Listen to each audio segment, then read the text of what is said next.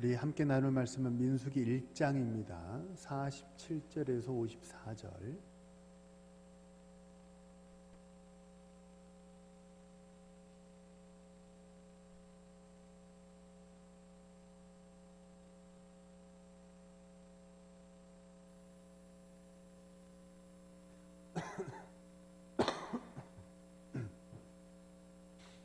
민수기 1장 47절에서 54절의 말씀.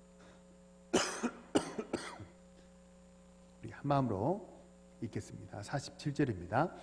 그러나 레위인은 그들의 조상의 지파대로 그 계수에 들지 아니하였으니 이는 여호와께서 모세에게 말씀하여 이르시되 너는 레위 지파만은 계수하지 말며 그들을 이스라엘 자손 계수 중에 넣지 말고 그들에게 증거의 성막과 그 모든 기구와 그 모든 부속품을 관리하게 하라.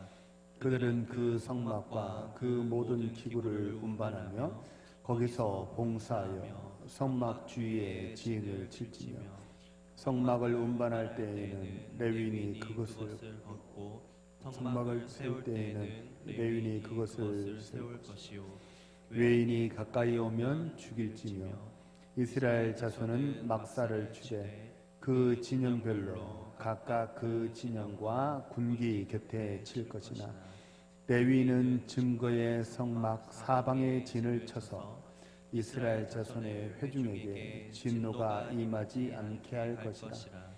레위인은 증거의 성막에 대한 책임을 지킬 것이니라 하였습니다.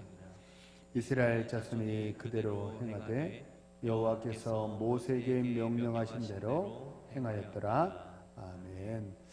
우리 한번 앞뒤 자유협상 서로 인사하실까요? 사랑합시다. 격려합시다. 전도합시다.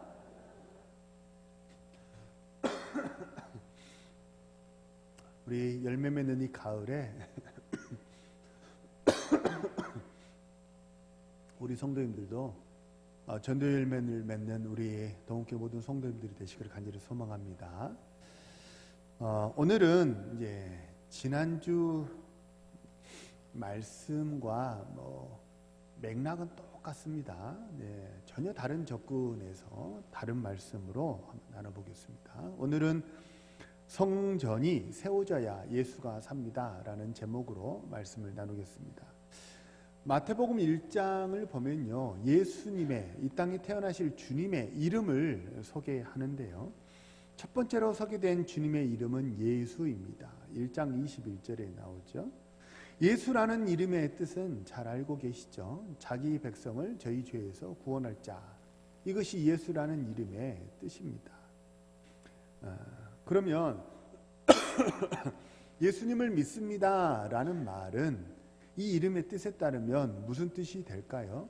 예수님께서 나를 구원해 주실 분이라는 것을 믿습니다 라는 뜻이 되겠죠.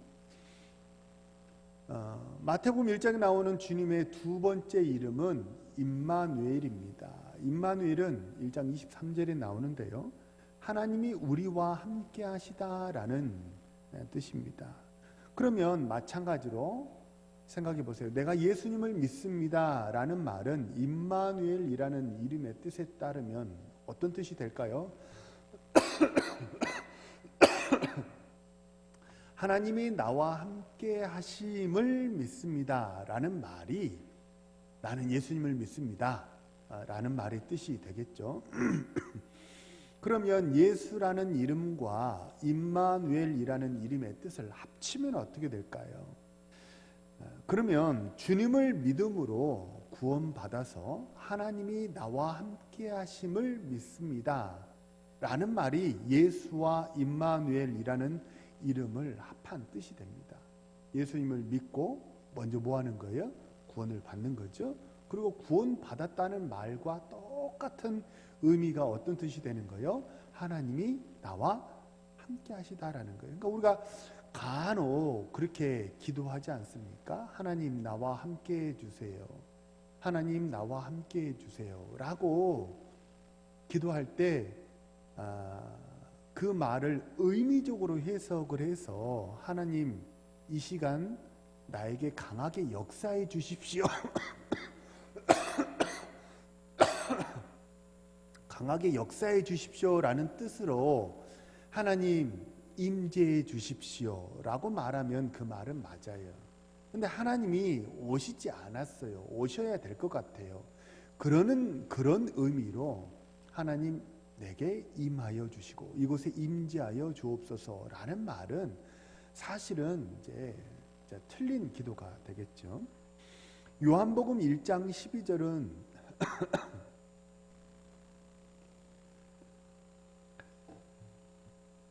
제가 지난 주간 내내 목감기로 좀 고생을 좀 해가지고 요한복음 1장 12절은요 영접하는 자 곧 그 이름을 믿는 자라고 얘기를 하거든요. 다시 말하면 영접이라는 말과 곧 같다는 뜻이죠. 그 이름을 믿는다라는 것은 같은 뜻이다라고 요한복음 1장 12절은 얘기를 해요. 그러니까 영접해서 영접이라는 것은 받아들이는 거죠.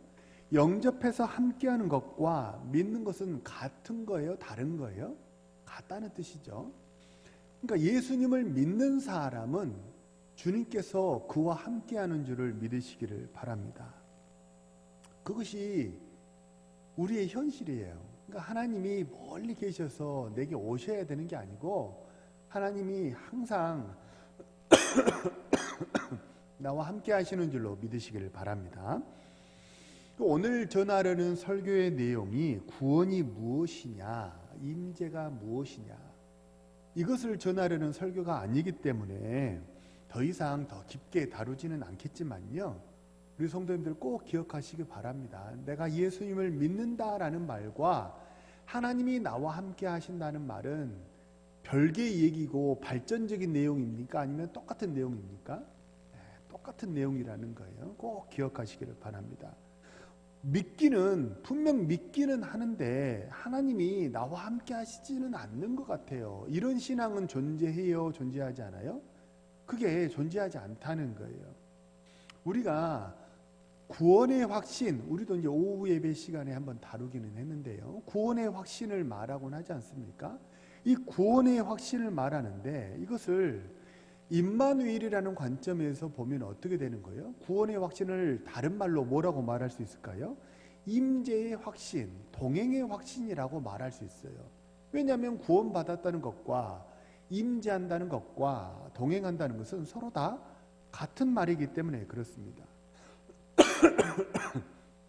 우리 사랑하는 예배하는 모든 성도님들, 임마누엘 하시는 우리 주님과 늘 동행하심으로 축복의 삶을 살아가시고 응답의 축복을 누리시는 우리 신실한 주의 백성들 되시기를 주님의 이름으로 축복합니다. 자, 예수라는 이름의 의미로 본다면 예수라는 이름, 구원이죠. 그 관점에서 보면요, 성경은 구원의 역사를 기록한 책입니다. 구원이 창세기 3장 아담과 하와의 범죄 이후로 어떻게 구원이 역사적으로 발전되어 왔는가, 그것을 기록한 책이 성경입니다. 구원의 역사를 기록한 책이다라고 하는 것을 그런 관점에서 보면 이걸 신학적으로 조금 어려운 말로 말하면 구속사라고 말을 해요. 그런데 똑같은 의미로 임마누엘이라는 관점에서 보면요, 성경은 하나님이 우리와 함께 하시기 위해서 역사적으로 어떤 일을 하셨는가를 말씀하고 있어요.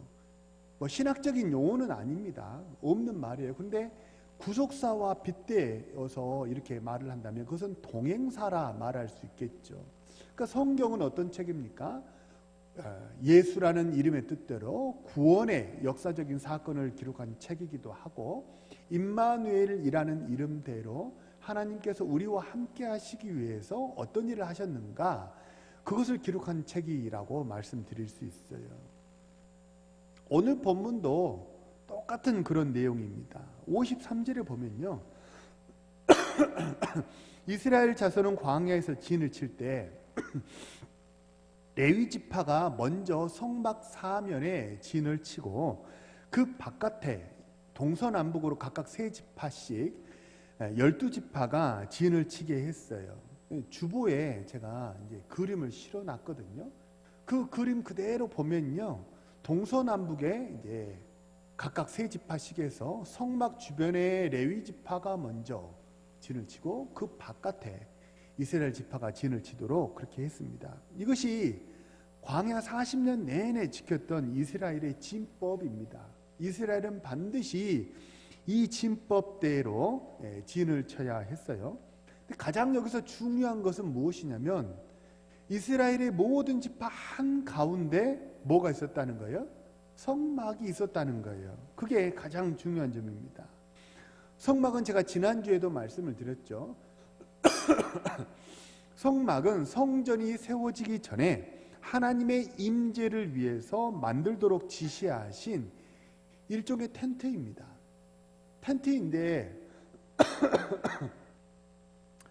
텐트인데도 홀리 텐트라, 그렇게 성막이라, 거룩한 텐트라 그렇게 이름을 지었던 이유는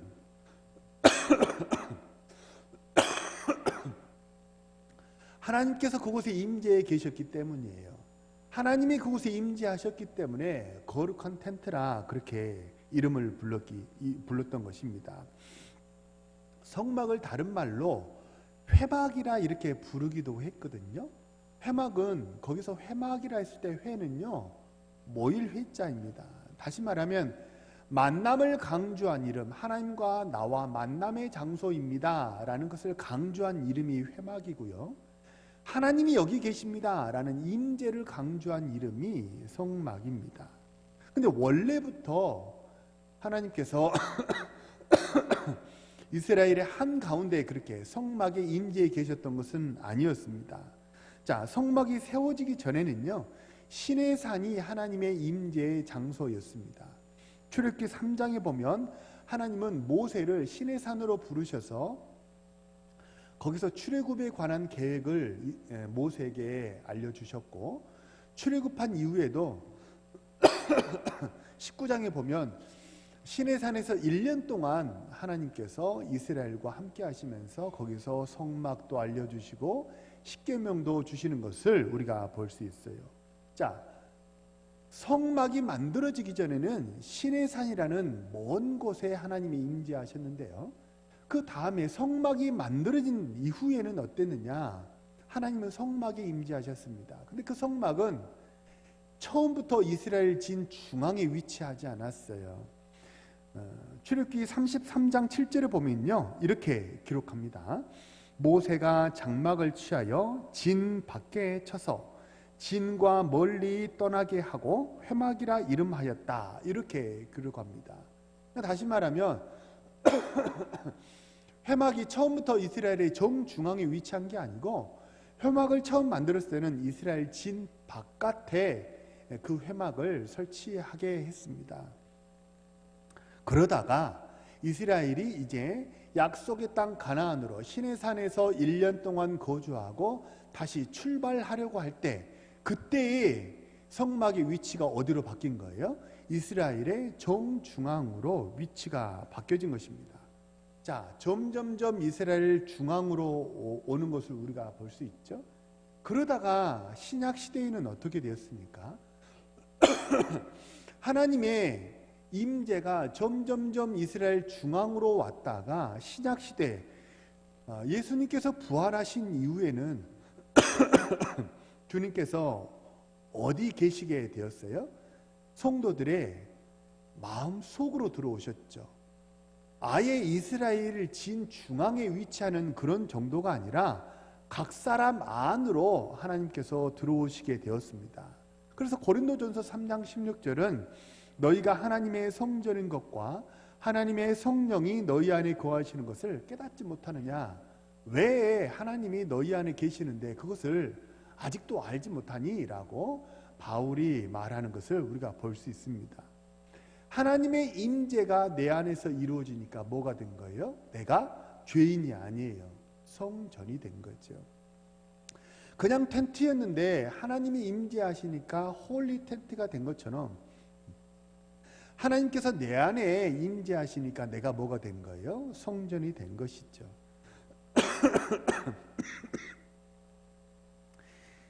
이 시간 예배하는 우리 사랑하는 모든 성도님들, 우리는요, 창조주 하나님 아버지께서 우리 가운데 임재하시는 그런 특권을 가진 우리 성도님들인 줄로 믿으시기를 바랍니다. 특권은요, 가지고만 있으면요, 아무런 의미가 없어요. 특권은 가지고 있다고 해서 뭐 특별한 기능이, 역할이, 변화가 생기는 게 아니에요. 특권은 사용할 때만 변화가 생기거든요. 고린도후서 3장 17절은 이렇게 말씀합니다. 주의 영이 계신 곳에는 자유함이 있느니라. 하나님께서 우리 가운데 계시다면 그러면 그 하나님 아버지의 자유함을 누리시는, 아버지께서 주시는 그 자유를 누리시는 우리 신실한 주의 백성들 되시기를 주님의 이름으로 축복합니다. 하나님은 자유세요. 억눌림이 아니에요. 물론 우리 삶의 현장에는 이런저런 많은 고난과 환난과 근심 걱정들이 있는 것이 분명합니다. 그 없는 사람 어디 있겠습니까? 근데 주님은 자유이세요. 눌림이 아니라 자유입니다. 주님은 고통이 아니라 평화이시고 환난 날에 피할 산성이 되시는 줄로 믿으시기를 바랍니다. 그것을 누리시기를 바랍니다. 내 힘으로 내가 강해서 자유를 누리는 게 아니에요. 내가 의지력이 강하고 정신력이 강해서 고통 가운데 휘말리지 않고 벗어나는 게 아니에요. 무엇 때문입니까? 주님이 내 안에 계시기 때문이에요.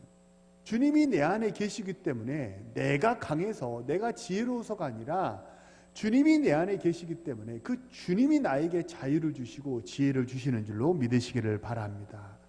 그래서 주님이 내 안에 계시는 그 특권을 꼭 기억하시고 죄와 싸워보세요. 싸우시면 하나님 아버지께서 능히 이기게 하실 줄로 믿으시기를 바랍니다. 이번 앞으로의 한 주간도 주님과 함께 하심으로 머릿속에 여러 많은 번민의 생각이 들지 않으세요? 여러 많은 번민의 생각이 들 때 그 번민의 생각에 주저앉지 마시고 오직 주님을 의지하심으로 자유함을 누리시고 승리를 체험하시는 우리 신실한 주의 백성들 되시기를 주님의 이름으로 축복합니다. 고대 중동 사회에서 동쪽은요, 가장 고귀하다 또 특별하다라는 그런 상징적인 의미가 있었어요. 중동에서뿐만 아니라 성경에서도 그랬습니다.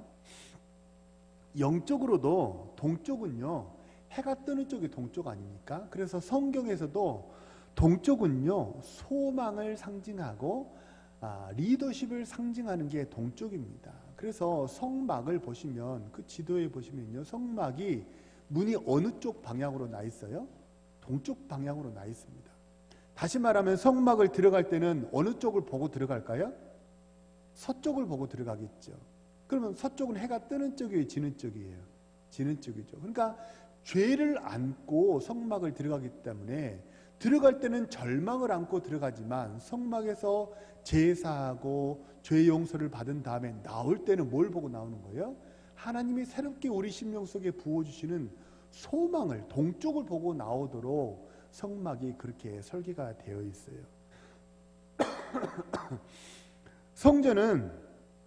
성막은 그렇게 동쪽을 향하고 있어요. 그래서 동쪽은 소망과 리더십, 가장 고귀하다라는 그런 상징적인 의미들이 있는데요. 그래서 동쪽은요, 장자가 진을 치게 했습니다. 이스라엘의 모든 지파 중에 가장 으뜸이 되는 장자가 동쪽에 선봉에 서서 가장 동쪽에 위치하고, 그리고 가나안을 향해서 행진할 때도 그 동쪽에 있는 지파가 가장 먼저 선봉에 서서 나머지 12지파를 인솔하도록 그렇게 했습니다.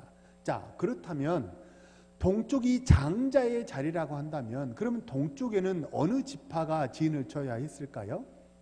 모르긴 몰라도 12아들 중에, 이스라엘의 12지파 중에 장자의 지파가 오른쪽에 진을 쳐야 하지 않겠습니까? 그 장자가 누구냐면, 가장 서열이 높은 1, 2, 3위가 누구냐면요, 르우벤이 1위고 시몬이 2위고 레위가 3위입니다.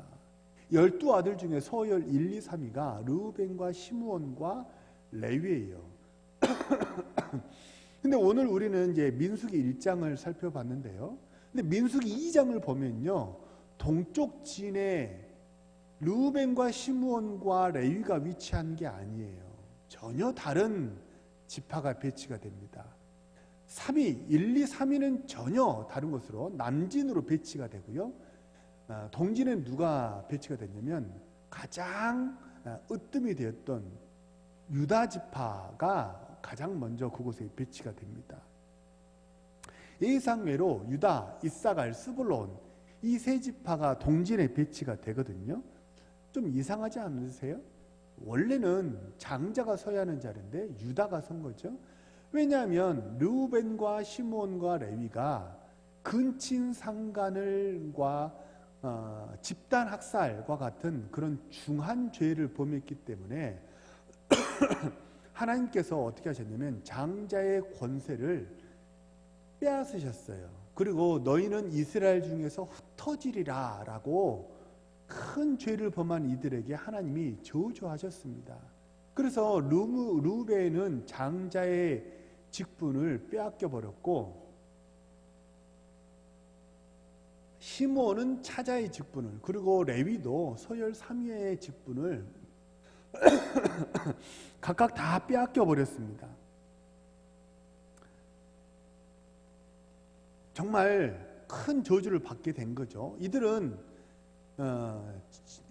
1, 2, 3위의 직분을 박탈당한 것뿐만 아니라 어떻게 되냐면 이 레위는요, 하나님의 저주대로 이스라엘 모든 지파 가운데 흩어져 사는 그런 일을 당하게 됐어요. 근데 앞서 말씀드린 것처럼 레위 지파는요, 성막이 있으면 그 성막에 가장 가까운 곳에 먼저 진을 치게 했어요. 이스라엘 백성들보다도 더 가까운 곳에 성막 가까이 진을 치게 했거든요. 이게 뭔가 좀 이상하지 않습니까?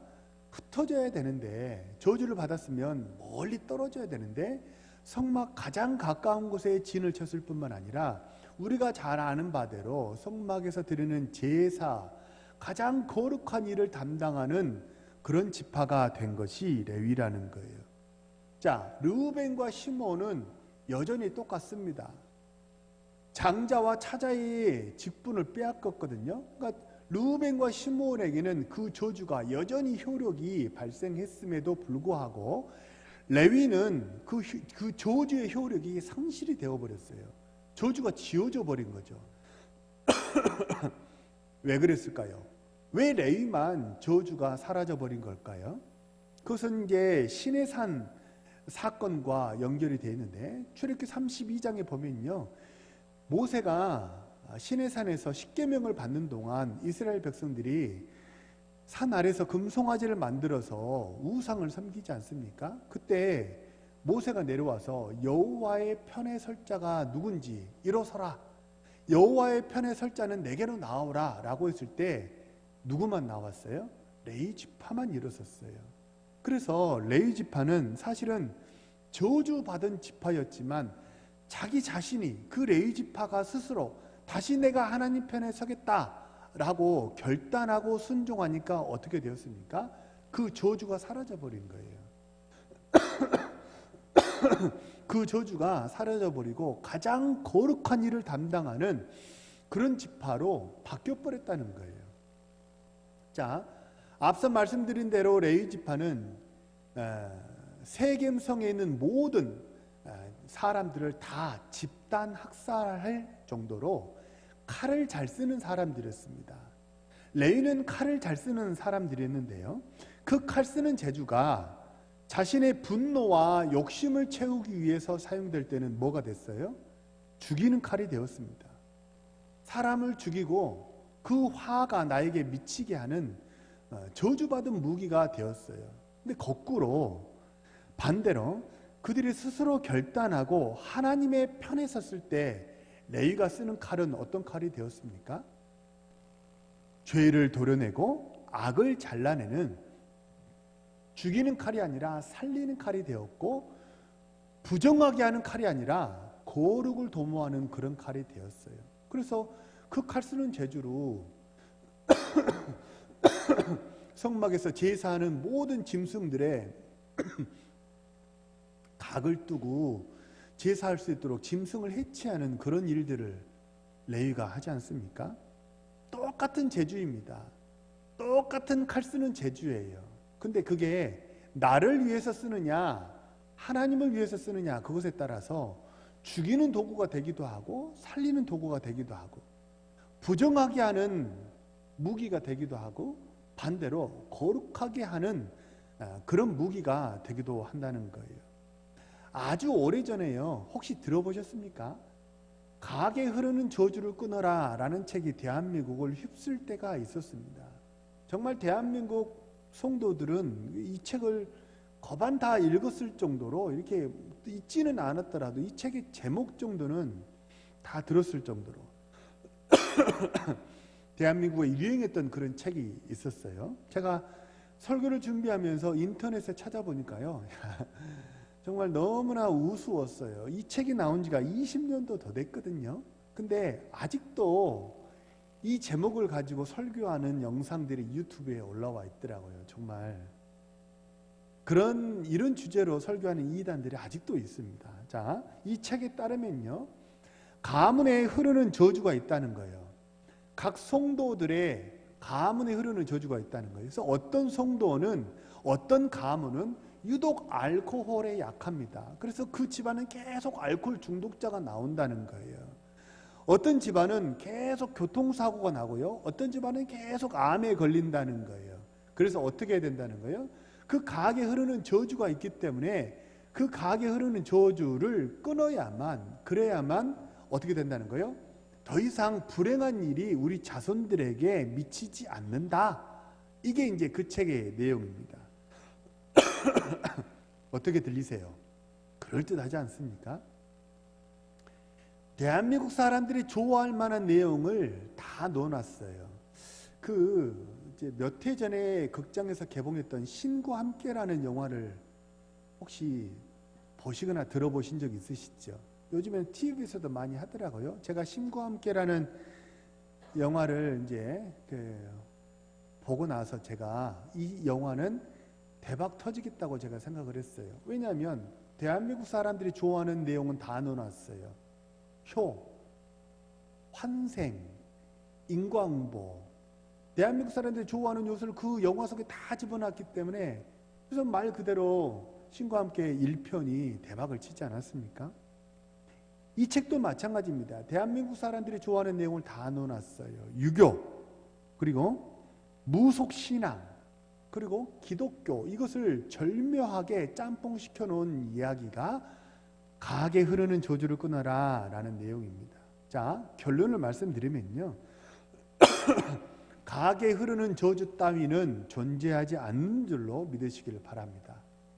그런 건 없어요. 강하게 흐르는 저주, 그런 건 없어요. 왜냐하면 하나님을 믿는 순간 아버지께서 우리 안에 내주하시는 줄로 믿으시기를 바랍니다. 하나님이 계시는데 어떻게 저주가 역사해요? 이거는 논리적으로 모순이 되는 거죠. 하나님이 계시는데 로마서 8장 1절은 죄와 사망의 법에서 너희를 해방했다. 바울 사도는 이렇게 선언하고 선포해 버렸는데, 그죠? 주님께서도 사망 권세를 끊고 무덤에서 부활하지 않으셨습니까? 그 어떤 저주도, 그 어떤 고난도 우리를 얽어맬 수 없을 줄로 믿으시기를 바랍니다. 그래서 강하게 흐르는 저주 같은 그런 쓸데없는 걱정은 안 하셔도 돼요. 그러나 혹시 인생 살다가 강하게 흐르는 저주가 있어서가 아니라 인생 살다 보면 이런저런 고민들이 있으시고 고난들이 있지 않으십니까? 고민은 있을 수 있고 고난은 있습니다. 그런데 그 모든 고민과 고난도 예수님을 믿는 모든 성도들은 내가 주님 편에 서기로 결단하고 순종하면 이 모든 것들이 다 끊어지고 회복되어질 줄로 믿으시기를 바랍니다. 그래서 절대 성도들이 이게 말이 중요하거든요. 내가 말한 대로 되는 줄로 믿으시길 바랍니다. 그래서 자꾸 이걸 앞에 이제 제가 붙여놓은 이유가 우리 한 9주 동안 해가 되는 말, 덕이 되는 말 오후 예배 시간에 살펴봤잖아요. 이거를 제가 붙여놓은 이유가 자꾸 보세요. 주일날 오셔가지고 쭉 한번 다 읽어보세요. 읽으시고 자꾸 뭐 하시냐면 이렇게 마음에 상기하세요. 이게 이미지가 필요하시면 저한테 얘기하세요. 이거 사진 찍어가지 마시고 이거 현수막 제작할 때 제가 이제 받았던 깨끗한 이미지가 있거든요. 보내드릴게요. 자꾸 이걸 보셔야 돼요. 네 말이 내 귀에 들리는 대로 내가 내게 행하리라. 주님이 말씀하셨잖아요. 그래서 뭐라고 고백하셔야 돼요? 자꾸 혹시 우리 집은 안 돼. 그럴 줄 알았어. 우리는 안 돼. 우리 집안은 원래 그래요. 이런 불신앙적인 말은 십자가에 다 못 박아 버리시기를 주님의 이름으로 축복합니다. 원래라는 거는 있어요, 없어요? 원래라는 건 없어요. 레위 보세요. 레위는 서열 3위였어요. 근데 르우벤과 시므온은 하나님 편에 결단하지 않았어요. 회개하고 돌아서질 않았어요. 그러니까 그 저주가 그대로 있지만 레위는 하나님 편에 서기로 딱 결단해 버리니까 가장 거룩한 일을 담당하는 지파로 성막의 가장 가까운 곳에 진을 치는 지파로 인생이 바뀌어 버리잖아요. 원래라는 건 없어요. 그래서 영적으로 보면요, 우리 왜 옛날에 백투더 퓨처 뭐 그런 시리즈의 영화들이 있지 않았습니까? 무슨 타임머신을 타고 미래에 가가지고 과거에 가가지고 뭘 이렇게 바꿔놓으면 미래가 바뀐다는 등. 한번 제가 여쭤볼게요. 미래에 1년 뒤로 타임머신을 타고 갈 수 있다면 우리 성도님들의 미래가 어떨까요? 어떠실 것 같으세요? 단언컨대 미래에 가면요, 미래는 깜깜합니다. 왜요? 우리의 미래는 운명론적으로 결정된 것이 아무것도 없기 때문입니다. 오늘 내가 어떻게 살기로 결단하느냐, 내가 오늘 어떻게 무엇을 선택하고 어떻게 살아가느냐에 따라서 1년 뒤의 나의 인생, 바로 내일에 가까이는 바로 내일의 하루가 달라지게 될 줄로 믿으시기를 바랍니다. 그래서 타임머신 타고 미래에 가면요, 아무것도 없어요. 왜요? 결정된 것이 없기 때문에 그렇습니다. 미래적으로 결정된 것은 딱 하나밖에 없어요. 뭘까요? 우리의 구원입니다. 아버지께서 생명책에 우리의 이름을 기록하시고 우리를 구원하시기로 작정하셨다. 이것만 결정된 줄로 믿으시기를 바랍니다. 그 외에는요, 그 어떤 것도 결정되어 있지 않아요. 내가 하나님 편에 서기로 결단하면 이 모든 것이 다 바뀌고 변화될 줄로 믿으시길 바랍니다. 혹시 고난이 있더라도요, 혹시 환경이 좋지 못하더라도요, 상관없어요. 내가 끊어버리면 됩니다. 내가 바꿔버리면 됩니다. 내가 결단하고 바꿔버리면 그러면 하나님 앞에서 새로운 축복의 인생이 우리 가운데 펼쳐지게 될 줄로 믿으시기를 바랍니다. 내가 결단하면 화가 변하여 복이 됩니다. 슬픔이 변하여 기쁨이 되는 줄로 믿으시길 바랍니다. 우리 동국교회도 마찬가지입니다. 이전에 뭐 과거가 어쨌든지, 과거에 우리 교회가 얼마나 흥했든지, 아니면 과거에 얼마나 쇠했든지, 그건 다 뭐예요? 뭐에 지나지 않아요? 그건 다 지나간 과거에 지나지 않아요. 목사님, 옛날에 우리 교회가 이랬었는데요. 좋은 의미로. 목사님, 우리 교회가 옛날에는 이만큼 이렇게 했었는데요. 그런 얘기 이제 그만하세요. 다 뭐예요? 다 과거예요. 중요한 건 뭐예요? 오늘 이 시간 우리에게 주어진 이 하루인 줄로 믿으시길 바랍니다. 오늘 우리가 순종으로, 오늘 우리가 성도들을 사랑과 선행으로 격려하고, 그죠? 지난주 오후 예배 시간에 제가 말씀드렸죠. 영과 마음과 육이 있는데, 마음은 이제 식사 끝나고 맛있는 점심 드시고, 육은, 마음은 뭐 해야 돼요? 따라서 해보세요. 지지, 보호, 격려, 위로. 이게 마음의 양식이에요. 이거 드시고, 영은요, 따라서 해보세요. 말씀, 기도, 찬양. 이걸 좋은 걸 먹어야 돼요. 이 좋은 걸 먹으면 우리 인생이 바뀌어질 줄로 믿으시길 바랍니다. 우리 성도님들 개인도 마찬가지입니다. 교회도 지난 과거의 영광을 자랑할 필요 없어요.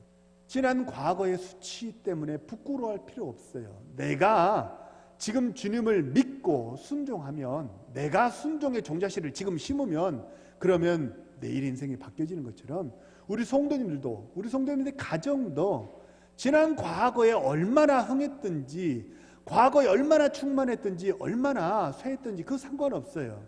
지금 내가 순종으로 우리 가정에 종자씨를 심고 믿음으로 우리 가정에 종자씨를 심으면 우리 가문이 예수 안에 명문 가문이 될 줄로 믿으시기를 바랍니다. 내가 예수 믿은 지 3대 됐기 때문에 명문 가문, 그런 건 없어요. 그런 얘기는 그만하세요. 내가 예수 믿은 지 5대째이기 때문에 명문 가문입니다. 그래서 명문 가문이 아니에요. 명문 가문은 예수 믿은 지 몇십 년 됐고 몇 대가 됐기 때문에 명문 가문이 아니라 지금 내가 순종하고 있으면 우리 가문이 명문 가문 되는 줄로 믿으시길 바랍니다. 내 안에 임재하시는 주님, 그 주님을 온전히 의지하세요. 그러면 어떻게 되는 거예요? 성전이 사는 거예요. 그러면 교회가 살고 우리 가정이 살고 세상이 우리 때문에 복을 받게 될 줄로 믿습니다. 이번 한 주간도 임재하시는 주님과 함께 축복의 문을 열어젖히는 우리 신실한 주의 백성들 되시기를 주님의 이름으로 축복합니다.